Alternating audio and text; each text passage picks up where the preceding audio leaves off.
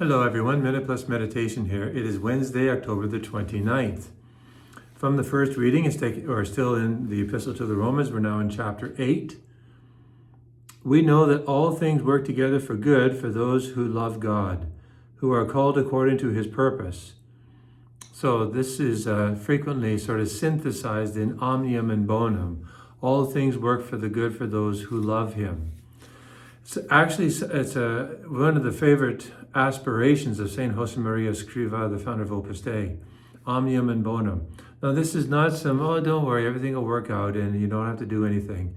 No, this is a deep trust in God, in his power, his infinite power, his plan for our life, that all things work for the good of those who love him. So those who don't love him are not in any way desiring to cooperate with him. Those who love him are really trying to do what God wants them to do. And if they get it wrong, then they get it wrong for the right reason.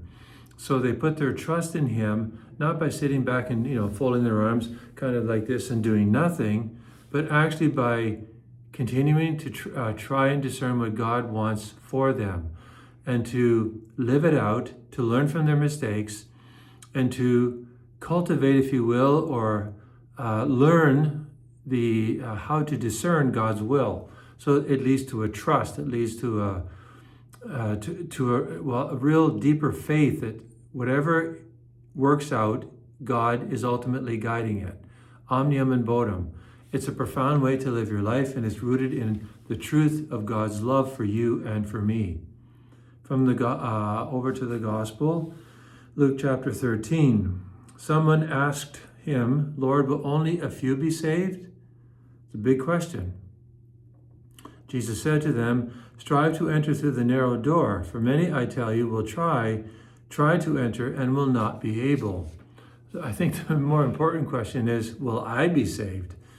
And Jesus probably wouldn't answer this. He would probably answer with the same answer. He's not going to tell us, he's not going to give us a number. He's not going to say, "Yeah, you'll be saved, don't worry." This is a very, very, very rare grace.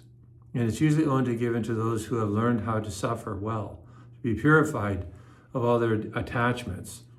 But the important thing is enter by the narrow way. In other words, a life of mortification, a life of sacrifice, a life of dying to self. Heaven is not a freebie, and heaven is not an easy road, but it's not impossible. That's the key.